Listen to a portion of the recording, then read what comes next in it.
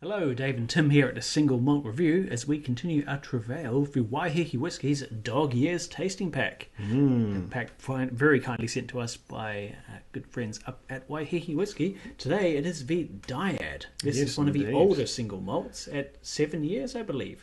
It is, and this one is one of the more slightly, exotic cask types, and that it is now using both the standard bourbon, but also a portion of French oak Chardonnay barrels. So that will be French oak New Zealand Chardonnay, unless they've lived a very, very strange life.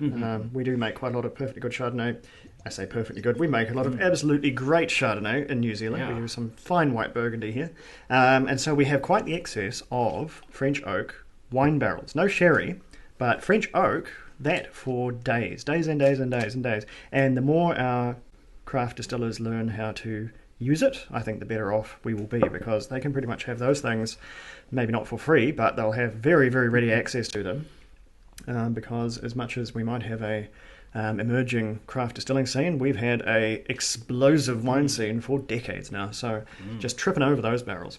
So, Dyad Chardonnay, it is release number 4, and it has all sorts of good sort of stuff, as I read the ticket here. We're going to look for sherbet lemons. I would have called that lemon sherbet, but I'm not a sherbet doctor, so hey. Melting butter and honey on the nose, so let's have a wee look. This is 46% ABV, not coloured or filtered. You know, I was about to crack wise about smelling melting butter, but I've been very rich dark colour. This one has knocked me on my coal mining ass. If that's not melting butter, then goodness me. Melted butter in a fry pan for rich cooking, then that's what it smells of. Butter being one of the sort of classic Chardonnay, New Zealand Chardonnay notes too, right? Yeah, buttery for sure. Produced by the malolactic fermentation, by which the malic acid, which is grape acid, and also apple acid, if they've ever tasted similar, is converted to lactic acid. That's kind of overwhelming the nose. I want need to.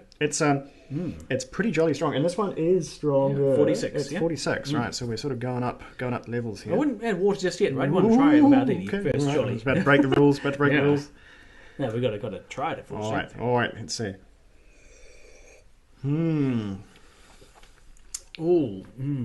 Wow, that's sweet. It is sweet, but it's just a nice prickle on the tongue from that added strength. It's got a little heat, a little zest, It's a few spikes. Quite a lot of heat. It's got a bit of a weird tingle to it. Yeah, I like that. Got to go in for a second sip. Yeah, not overwhelming Chardonnay by gentle, any means. Yeah, grapefruit and lemon. There's some of that bourbon cask starting to come through. A good fire, a little bit of chili flavour, if not chili heat. Yeah, and a smidge of water. Trying to think what that reminds me of. There's something on the tip of my tongue, quite literally. Oh, that has transformed the nose. That's gone very perfumey, full of, what is that? Like yuzu and grapefruit, all kinds of exotic citrus. It has sort of a lot of fire into that citrus. The tasting notes for the palate suggest miso, and I think I might be having trouble with the miso. No, there is a savoury component to it. Yeah. Yeah, there's a hint of umami, a little touch of mushroom, and miso. Good shout. It's an odd one, but it's there. It's not. Obviously, this is primarily a sweet whiskey, but it's just that little bit of savoury to set it off. It's a good counterpoint. It's subdued, but it's enough to stop it just being one note. And in the finish, we're looking for bready, which would make sense for that. Would track for Chardonnay casks. Toasted hazelnuts and chalk. Chalk is more of a texture sensation for me. So we're looking for a slightly drying sensation. But with that sort of gentle, savoury oiliness of the hazelnuts, which I'm certainly getting. It takes the water well, though. It is a... Well, 46, it should have a wee bit of room to nice, do so. robust whiskey that's got room to move. Yeah. Yeah, I think better with water, that one. Juicier, more rapid palate on that one.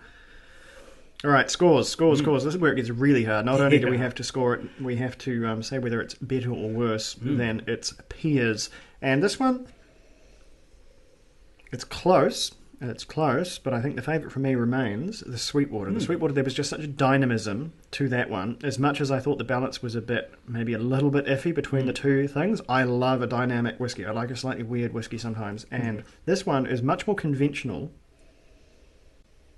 in how it presents, but I think the first one is still the one for me. This one is an 85. What are we thinking? I'm thinking this is exactly as good as the Sweetwater, only in different ways, which makes it around 88 for me.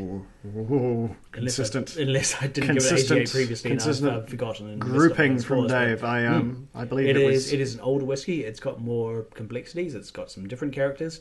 It is just as good, though. It is it is an excellent contrast of those two barrel types. You can taste the influence of each, smell it. It's good with or without water, and a very different whiskey both ways. For sure. All right, that just leaves the Cantankerous, and then sort of the bonus round, which is not part of the set, but is sure as hell something to check out.